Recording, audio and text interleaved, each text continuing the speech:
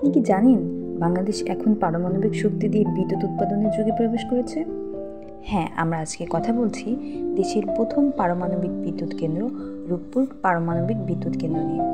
এটি বাংলাদেশের ইতিহাসে সবচেয়ে বড় প্রযুক্তি নির্ভর বিদ্যুৎ প্রকল্প। এই প্রকল্পে প্রযুক্তি ও অর্থায়নে সহায়তা করছে রাশিয়ান পারমাণবিক বিদ্যুৎ সংস্থা রোসাটম স্টেট অ্যাটমিক কর্পোরেশন।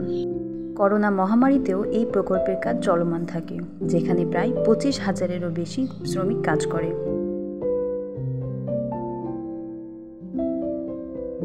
এটি এমন একটি প্রযুক্তি যা নিরাপত্তা, স্থায়িত্ব ও উচ্চ ক্ষমতার জন্য আন্তর্জাতিকভাবে স্বীকৃত। দুটি ইউনিট মিলিয়ে মোট 2400 মেগাওয়াট বিদ্যুৎ উৎপাদনের লক্ষ্য ধরা হয়েছে। এই প্রকল্পটি পাবনা জেলার ঈশ্বরদী উপজেলার রূপপুর গ্রামে অবস্থিত। 1961 সালে এটি স্থাপনের উদ্যোগ নেওয়া হলেও পরবর্তীতে পাকিস্তান সরকার এই প্রকল্পটি বাতিল করে দেয়। পরে 2013 সালে বাংলাদেশ ও রাশিয়ার মধ্যে একটি গুরুত্বপূর্ণ চুক্তি স্বাক্ষরিত হয়। বর্তমানে এই বিদ্যুৎ কেন্দ্রটির দায়িত্বে আছে রাশিয়ান পারমাণবিক বিদ্যুৎ সংস্থা রোসাটম স্টেট অ্যাটমিক কর্পোরেশন। এই রূপপুর প্রকল্পে ব্যবহৃত হচ্ছে অত্যাধুনিক VVER 1200 রিঅ্যাক্টর। দুটি ইউনিট মিলিয়ে মোট 2400 মেগাওয়াট বিদ্যুৎ উৎপাদনের লক্ষ্য ধরা হয়েছে। এর বাজেট ধরা হয়েছে প্রায় 1,13,000 কোটি টাকা। টাকার অঙ্ক দেখে বোঝাই যাচ্ছে যে এটি বাংলাদেশের সবচেয়ে বড় মেগা প্রজেক্ট। এত টাকা ব্যয় করে পরমাণু বিদ্যুৎ কেন্দ্র স্থাপন করে শুধুই কি 2400 মেগাওয়াট বিদ্যুৎ উৎপাদনের লক্ষ্য, নাকি এর বাড়তি কোনো সুবিধা আছে? প্রথমেই বলে রাখি, বিদ্যুৎ কেন্দ্রটি সম্পূর্ণভাবে চালু হলে আশা করা যাচ্ছে বাংলাদেশের লোডশেডিংয়ের মতো সমস্যা নিরসন হবে, কারণ এর জ্বালানি ইউরেনিয়াম। 1 লক্ষ কেজি কয়লা দিয়ে যে বিদ্যুৎ উৎপাদন করা হয় তার ঠিক একই পরিমাণ বিদ্যুৎ উৎপাদন করতে 1 কেজি ইউরেনিয়ামই যথেষ্ট। ফলে বিদ্যুতের নিশ্চয়তা বাড়ছে কয়েক গুণ বেশি। এছাড়াও বিদ্যুৎ কেন্দ্রের আশেপাশে প্রায় 20,000 মানুষের কর্মসংস্থান হয়েছে। অনেকেই ভাবে পারমাণবিক বিদ্যুৎ কেন্দ্র মানে বিপদ। পারমাণবিক মৌল ইউরেনিয়ামের আতঙ্ক।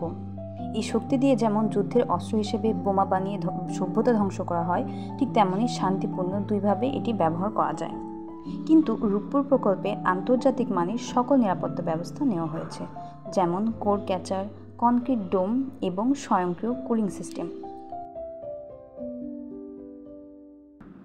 পরিবেশের উপর এর প্রভাব নিয়ন্ত্রণেও প্রতিনিয়ত নেওয়া হচ্ছে নজরদারি ও বিশ্লেষণ।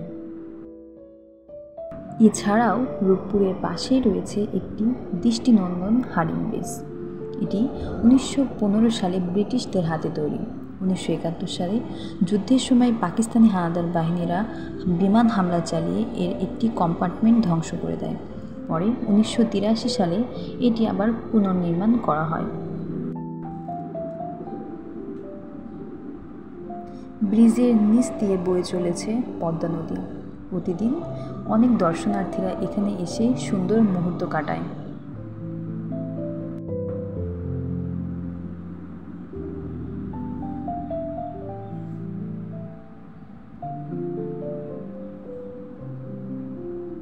এখানে আরও দেখতে পাবেন ব্রিটিশ আমলের পুরনো রেল স্টেশন। এই রেল স্টেশনটি পুরনো হলেও এখনও চালু রয়েছে। বিভিন্ন জেলার মানুষ এখানে এই ট্রেন দিয়ে যাতায়াত করে থাকে।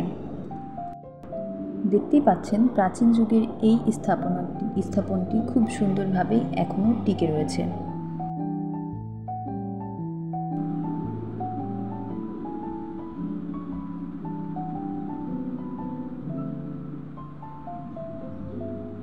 এদিকে পাশেই গড়ে উঠেছে রাশিয়ানদের বড় বড় অট্টালিকা। রূপপুর প্রকল্প এলাকা জুড়ে পাবেন রাশিয়ানদের। তথ্য বলছে বর্তমানে রূপপুর পারমাণবিক বিদ্যুৎ কেন্দ্র এলাকায় প্রায় 5,000 রাশিয়ান বসবাস করছে।